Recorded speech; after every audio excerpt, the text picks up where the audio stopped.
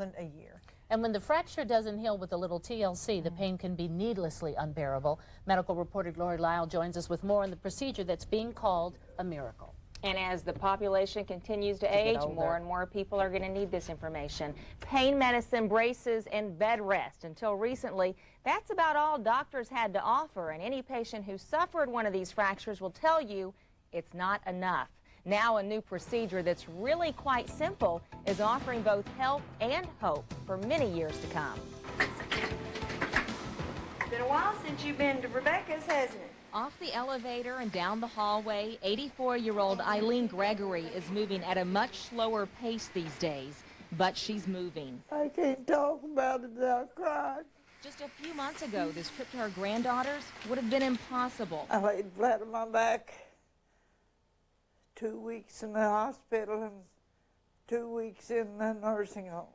A vertebral compression fracture, quite common among the elderly, especially women with severe osteoporosis. The fracture often happens with no warning or reason, and the pain can be debilitating for weeks, even months. The doctor said probably, 3 months? I knew Mom would not live 3 months like that. If it's going to take her several weeks or months of bed rest, then probably something else would have happened, whether it's skin breakdown, pneumonia. Well, Illnesses that can even lead to death. On a daily basis, I'm talking to people who say, I didn't know anything could be done about it. And that includes some of the physicians. Cementation is a relatively new procedure for VCF.